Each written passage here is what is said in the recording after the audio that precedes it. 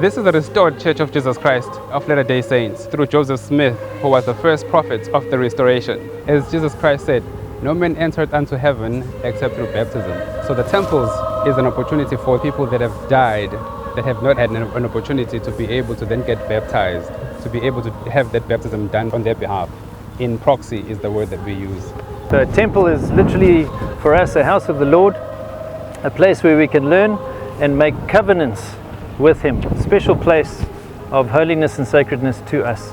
In the baptistry, my gran, who's passed on a long time ago, my mom's mom, I saw her there and I was encouraged to go and hug my mom and say that she loves her, and because a baptism was done for her once she passed. One thing that kind of stood out to me today was how the eternal perspective of marriage is that teaches you to overlook, the small and simple things and the weaknesses of a person here on earth, and to concentrate on the life to come.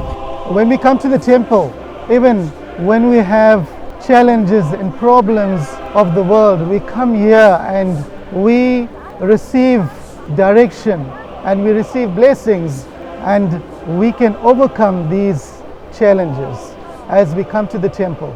But then there's another aspect of the church that we also run, which is a self-reliant aspect. And we provide the programs that gives them to do My Path, which learns about budgets. Then it's directed to either getting a better job, to looking for better education, or starting their own business. And then we have a finance workshop. All of this guides families and individuals to learning to budget and to see how to further continue to provide for themselves and their families. Well, we hope that everyone has a good experience and gets to feel the spirit that is here.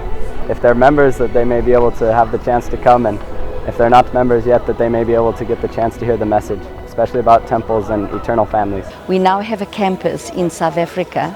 You can actually come even if you didn't do matric, and it is not related just to members of the church, but if you have a friend in the church and you're not a member, you can also join the university if you live by the standards that are given.